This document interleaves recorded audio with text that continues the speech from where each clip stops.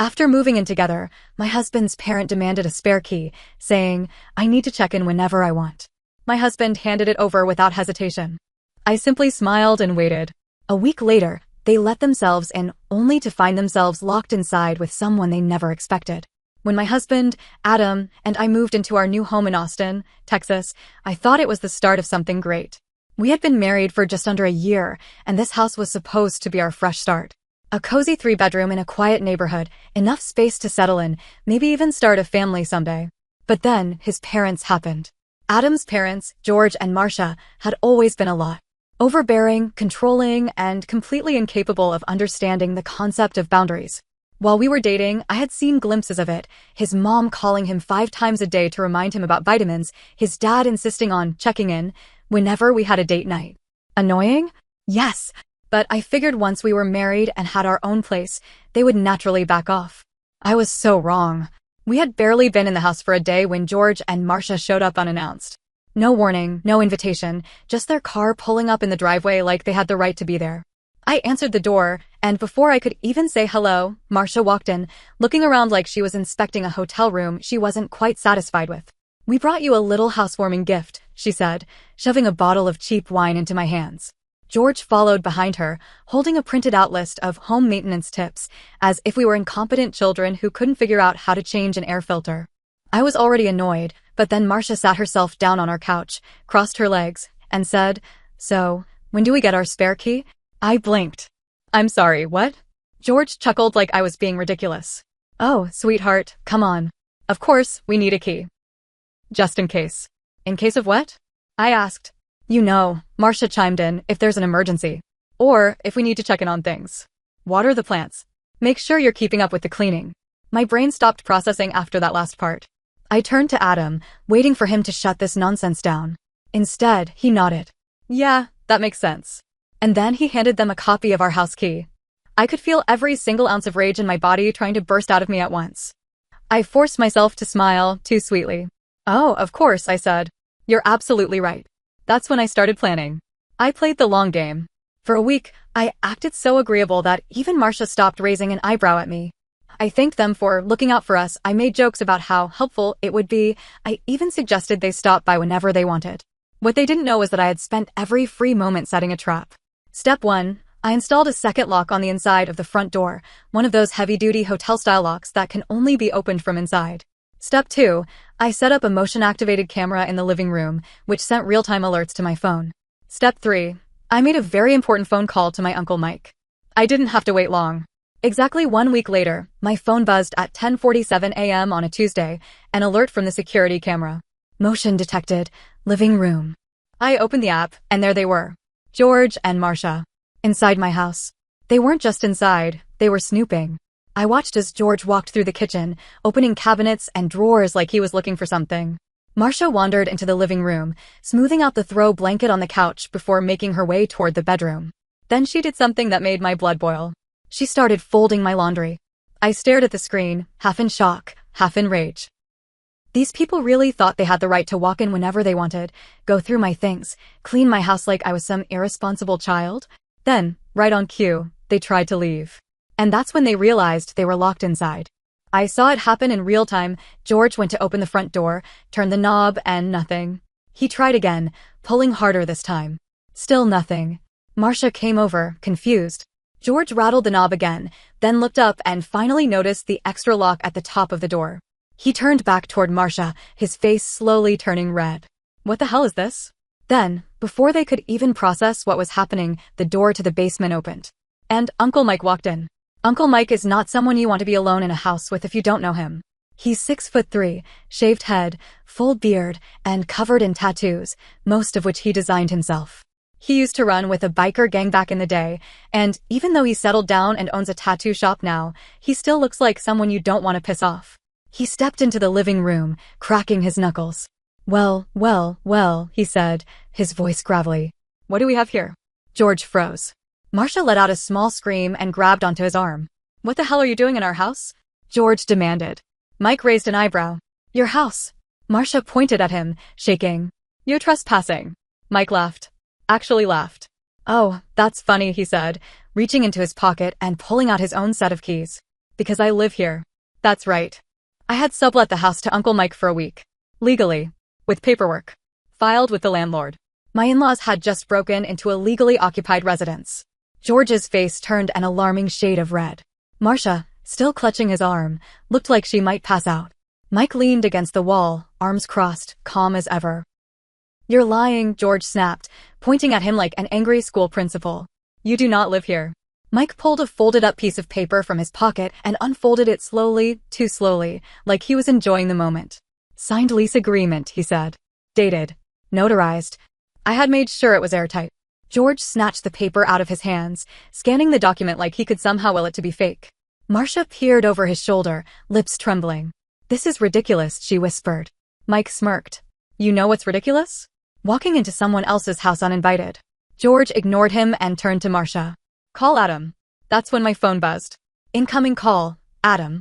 I picked up, but before I could even say hello, I heard panic in his voice. What the hell is going on? I smiled. I don't know, Adam. Maybe you should ask your parents. He hesitated.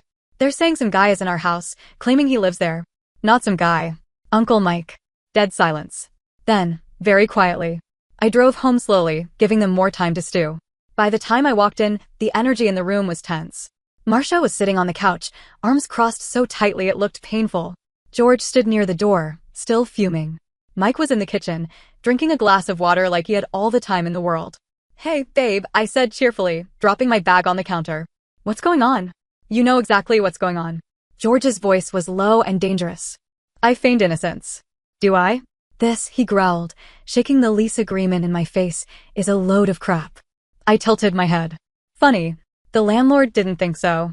Marcia snapped. You think this is cute, don't you? She hissed, standing up so fast the couch groaned. This little game you're playing? You've gone too far. I folded my arms. Too far? Like, I don't know, letting yourselves into my house without permission. George's hand clenched into a fist. We have a key. Mike snorted. Yeah? And how'd that work out for you? I bit my lip to keep from laughing. Adam finally walked in, looking like he'd just walked into a war zone. He took one look at me, then at his parents, then at Uncle Mike. Jesus Christ. Marcia zeroed in on him instantly. Adam, she said, grabbing his hand, voice full of betrayal. Did you know about this? Adam hesitated. A second too long.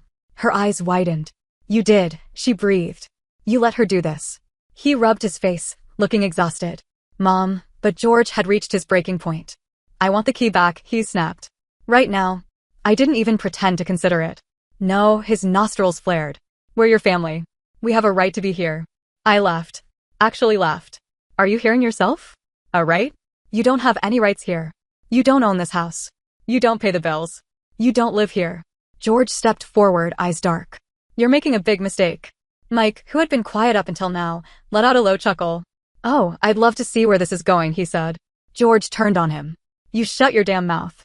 Mike grinned. The kind of grin that made men twice his size reconsider their choices. I don't think I will. Marcia grabbed George's arm. Let's just go, she whispered, but he wouldn't move. You're going to regret this, he told me. I met his gaze. Unblinking. No, George, I said. You're the one who's going to regret this. That night, after things had finally calmed down, Adam and I sat on the couch in silence. So, he finally said, running a hand through his hair. Are they gonna hate you forever now? I shrugged. Probably. He exhaled. I really screwed up, huh? I gave him a long look. You gave them a key to our house without even talking to me. He winced. Yeah. I stared at him. You really think they would have stopped at just checking on things? If I hadn't done this, they'd be in here every single day. He rubbed his temples. I get it now, okay? I messed up. I sighed. Good. We changed the locks the next day. A few days passed with radio silence from George and Marcia.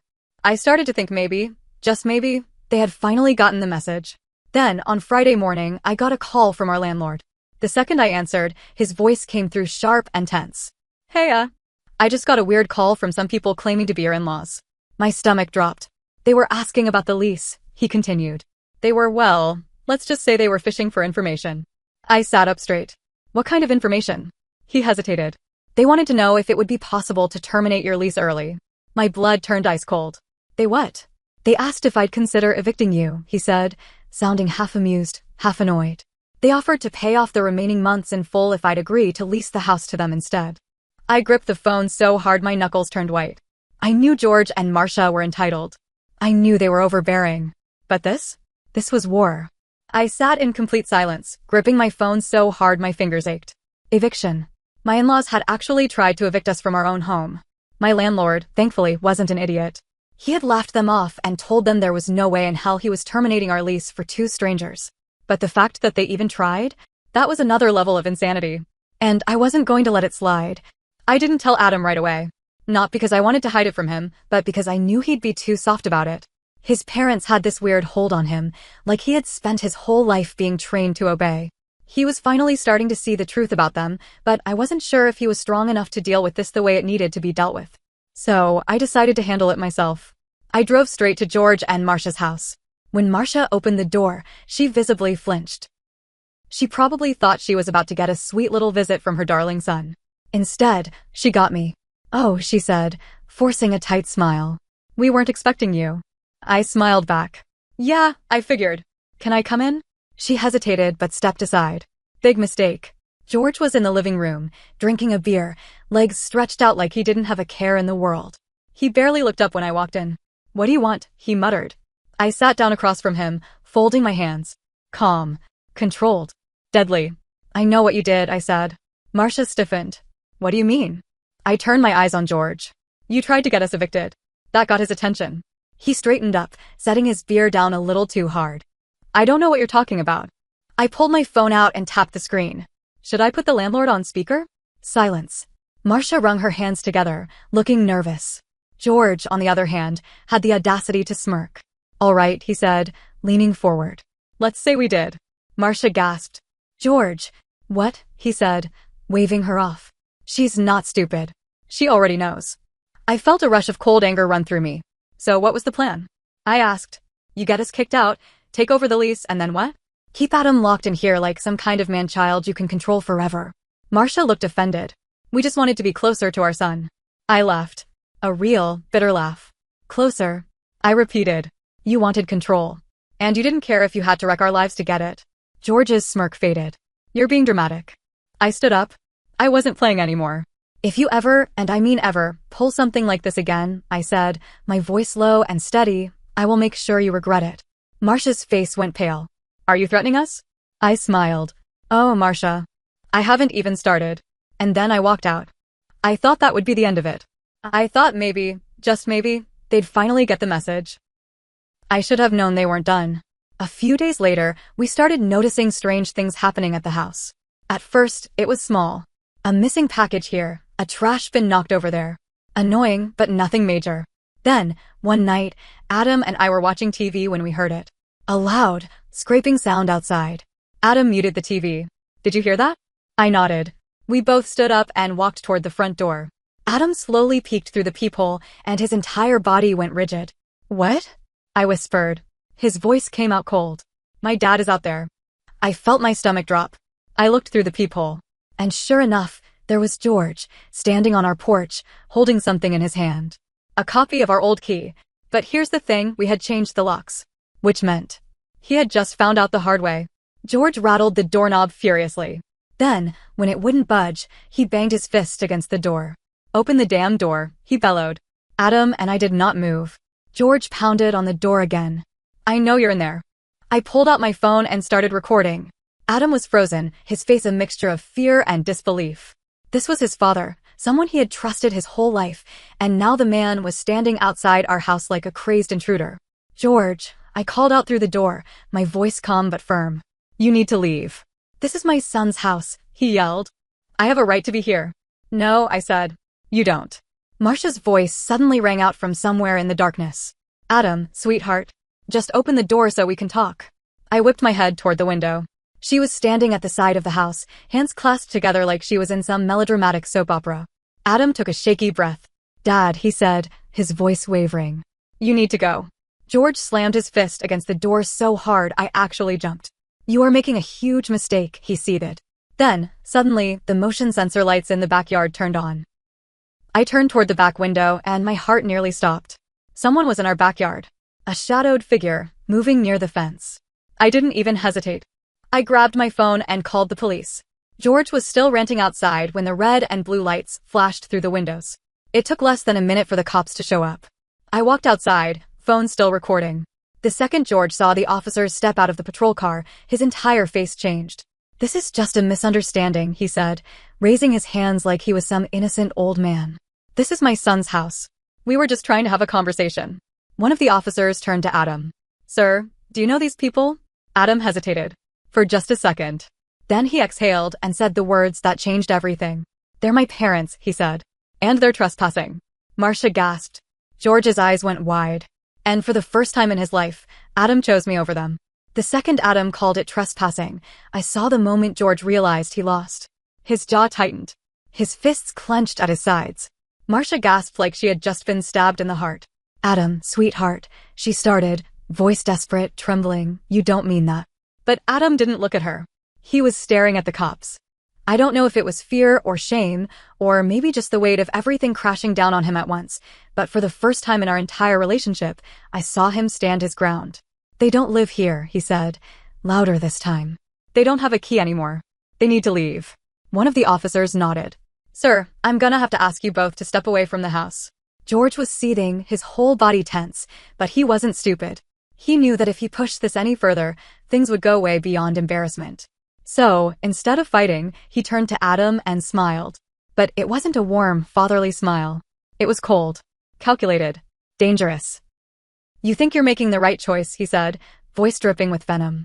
Adam didn't respond. George took a step closer. "Someday," he said, "you're going to wake up and realize that she took everything from you." A sharp pang hit my chest. Marcia was already crying, shaking her head like she couldn't believe this was real. "Adam, honey," she whispered. "Please. Don't let her do this to us." But Adam's face was stone. "She didn't do anything," he said. "You did." That was it. That was the moment George finally snapped. His hands shook. His face turned scarlet with rage. "You're not my son," he spat. Then he turned and walked away. Marcia hesitated, for just a second, but then she rushed after him, sobbing. They didn't look back. The cops waited until they were fully out of the neighborhood before turning to us. "You want to press charges?" one of them asked. Adam shook his head. The house was silent after they left. Adam sat on the couch, staring at the floor, his shoulders hunched like all the weight in the world was pressing down on him at once. I sat beside him, not touching, not speaking, just waiting. After what felt like forever, he finally exhaled. "They hate me now." I swallowed. "Maybe?" He shook his head. "No, they do." My dad, he meant what he said. I didn't lie to him. Yeah, he did. His hands balled into fists. His breath shuddered. I don't know how to feel." I reached for him, and to my relief, he didn't pull away. "I know," I whispered. Another pause. Then, softly, he said, "I think I always knew this was coming." I didn't respond. Because, deep down, I think I knew too. Days passed. No calls. No texts. Nothing. And then, one morning, Adam checked his email. He froze. His face went pale. "What?" I asked, moving behind him. "What's wrong?" Wordlessly, he turned the screen toward me. It was an email from a lawyer. And in bold letters at the top, I saw it. "Cease and desist order. From George and Marcia. They're demanding that we stop alienating them from their son," Adam read aloud, his voice almost numb. "That we return communication to its natural and expected state." My lips parted. "They're trying to legally force you to talk to them." Adam let out a short, bitter laugh. "Yeah, looks like it." I felt my stomach turn. They had spent years treating him like a possession, not a person. And now that he was finally breaking free, they were grasping at anything they could to pull him back. Adam sat back in his chair, staring at the screen like it held some great, terrible truth. Then he closed his laptop.